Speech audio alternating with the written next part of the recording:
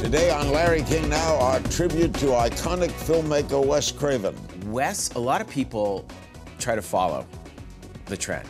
You know, there'll be a successful haunted house movie and they'll come out with a haunted house movie. But what Wes did was he did things that scared him.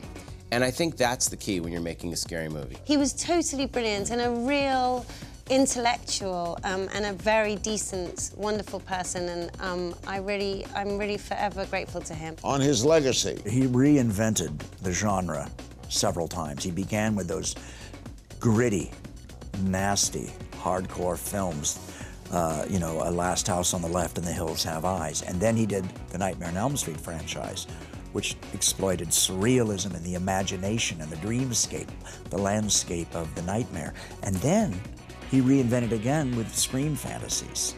And, you know, had Wes not passed, I'm sure he would have probably come up with some hooks for the new reinvented Scream on television. So he literally reinvented horror 3 times in my lifetime. On the man behind the camera. Was he the same offset as on?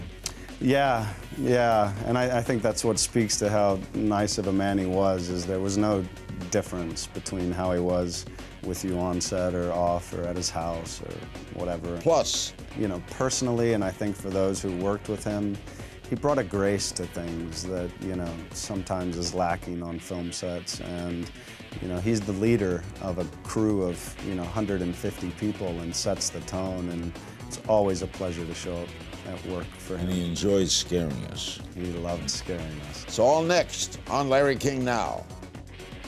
Watch new episodes of Larry King Now Monday, Wednesday, and Friday on demand on Ora TV and Hulu.